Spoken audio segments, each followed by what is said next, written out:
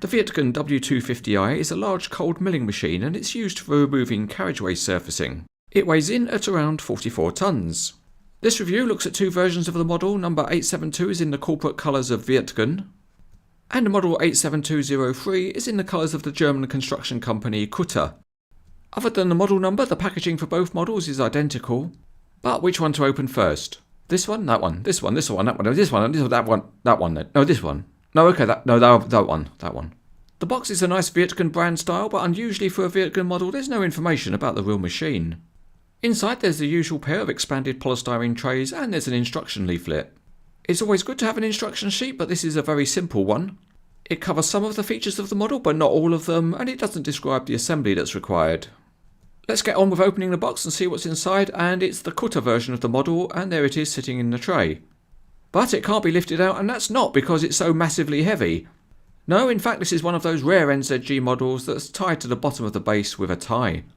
But the good news is that it's not been wound up super tight by some superhuman with an incredible wrist action. So the tie is easy to remove and then you can lift the model straight out. Also in the box are some parts and spare track links. The last packaging to remove is from under the cab roof.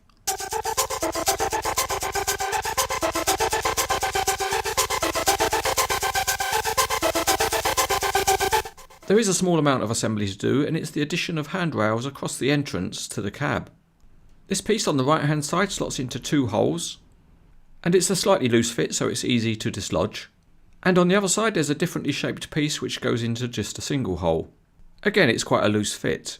There are two other small pieces in the bag, but it's a mystery where they might fit.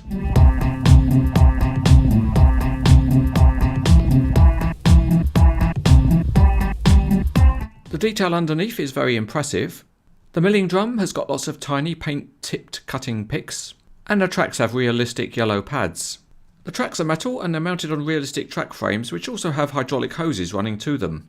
Above the leg is a tiny control console. At the rear there's a nice see-through grille complete with lights and a video camera. And the grille on top is also see-through so you can see the engines underneath. This is a twin-engined machine and it's been nicely detailed with different components. The twin-engine drive on the main belt is also detailed. The cab is also really good with excellent windscreens, non-slip flooring and a great control console.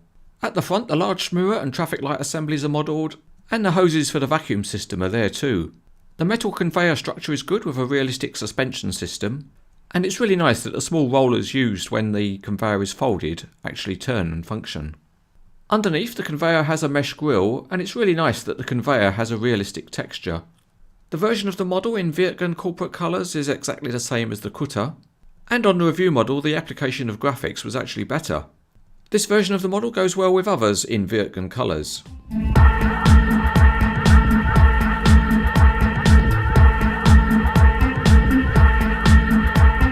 We'll start underneath by having a look at the milling drum, and it rotates fine.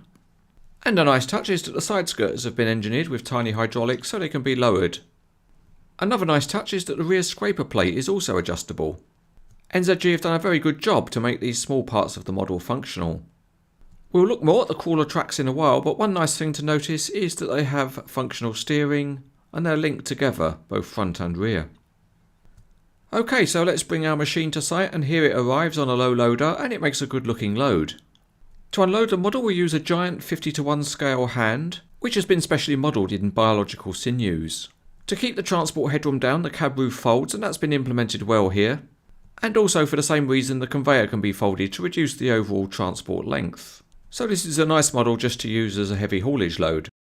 The small metal tracks are really too stiff to roll when pushing the model, but they have other nice features, and one of them is that they can all be lowered on their legs.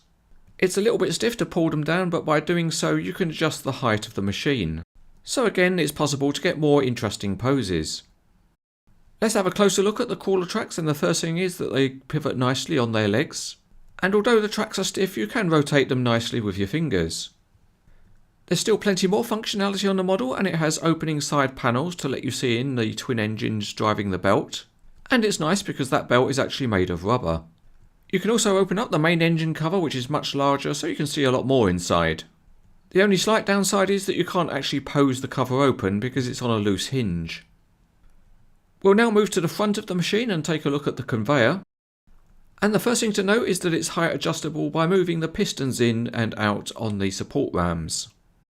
Not only that, but you've got a reasonable amount of movement of the conveyor from side to side, so you can side load a tipper if you want to. One of the plus points of a model like this is that you can pose it with others to produce a little mini diorama.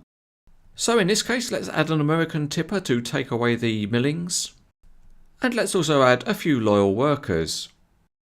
Sometimes you even get to see a disloyal one.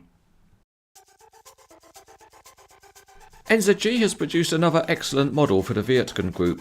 The details and features are great and it looks attractive both in Wirtgen and Kutter colour schemes. If you like models of heavy roadworks equipment, this is another outstanding example.